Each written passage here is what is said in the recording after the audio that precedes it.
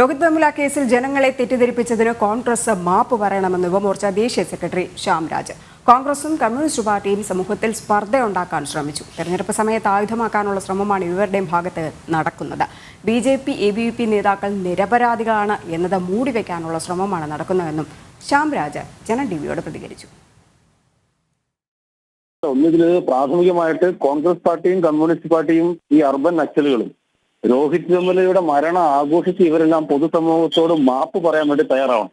ആ മരണത്തെ മുതലെടുത്തുകൊണ്ട് കമ്മ്യൂണിസ്റ്റ് പാർട്ടിയും കോൺഗ്രസ് പാർട്ടിയും അതോടൊപ്പം രാഹുൽ ഗാന്ധി ആ സമയത്ത് അത്തരത്തിൽ ഒരു സമൂഹത്തിൽ മൊത്തത്തിൽ ഒരു വിദ്വേഷം പടരുന്ന രീതിയിൽ ജനങ്ങളെ മുഴുവൻ തെറ്റിദ്ധരിപ്പിച്ചുകൊണ്ട് ഈ ഇലക്ഷന്റെ സമയത്ത് നടത്തുന്ന ഇത്തരത്തിലുള്ള പുനരന്വേഷണം പോലെയുള്ള ഗിമ്മിക്കുകളെ നമുക്ക് അംഗീകരിക്കാൻ വേണ്ടിയിട്ട് പറ്റില്ല. അത് തന്നെയല്ല, ഇനി അന്വേഷിച്ചാൽ ഇത് തന്നെയായിരിക്കും സംഭവിക്കാൻ വേണ്ടിയിട്ട് പോവുക. അതോടൊപ്പം തന്നെ സ്മൃതി ഇറാനിജി അടക്കമുള്ള BJP, ABVP നേതാക്കന്മാരെല്ലാം ഇതിൽ നിരപരാധികളാണെന്ന് മനസ്സിലാക്കിയപ്പോൾ അതിനെ മൂടി വെക്കുവാൻ വേണ്ടിയിട്ട് ഉള്ള ഒരു ശ്രമമാണ് ഇതിൽ നടക്കുന്നത്.